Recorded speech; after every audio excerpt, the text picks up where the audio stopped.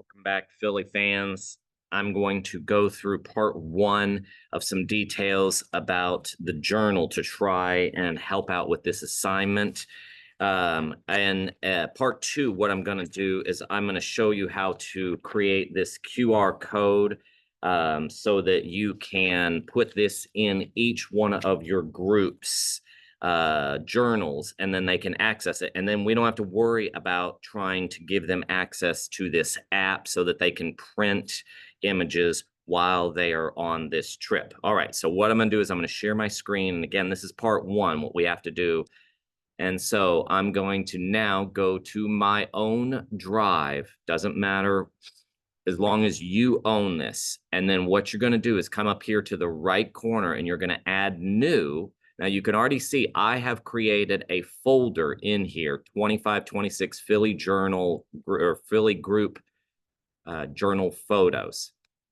Inside of this folder, I have then created multiple folders for each one of the groups that I have going on this trip. So these are the 4 people, and I assigned those 4 for the rooms that they are in. So those 4 are going to be working together as a group.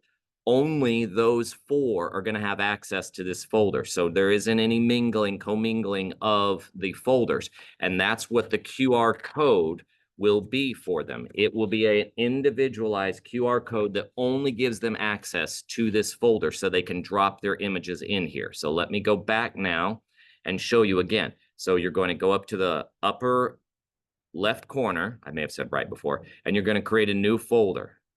Once you've created that new folder, give it a name, random name, so that whatever you will know how to access this folder. So those are my photos.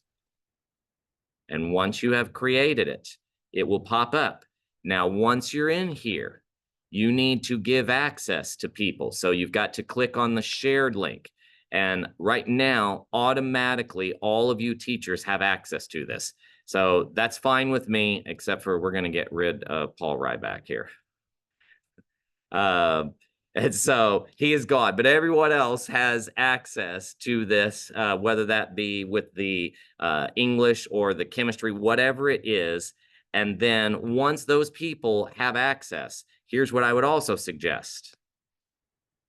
Start then adding the students' names. So if I put in Freddie, why is it doing that? Freddie Leach, there he is. So he's going to have access to this folder, and he's going to be an editor. He's not just a viewer, because he needs to be able to add photos into this. So now Freddie has access only to this photos, but no one else.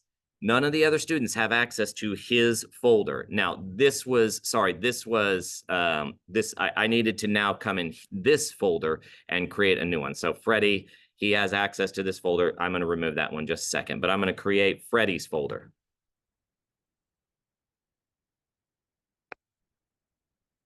And that would be the name of that group, whatever you want to name it. And then in here, now I've opened it. Now I need to give Freddie access to it. So you don't have to give access to that other folder. That's probably a bad thing, because then they have access to all the folders. So disregard that aspect of it. This is the only folder that your students need to have access to. So this is the one that I'm going to give Freddie the access to. All right, so now he's an editor. He can have access to this one. So this is part one of what you've got to do. You've got to go into your Google Drive. You got to create a new folder, and then you got to create subfolders for each one of your groups. Okay, so that's part one. Thank you very much for watching this. Let's get it going on to part two here in just a second. Stop sharing and see you in a second.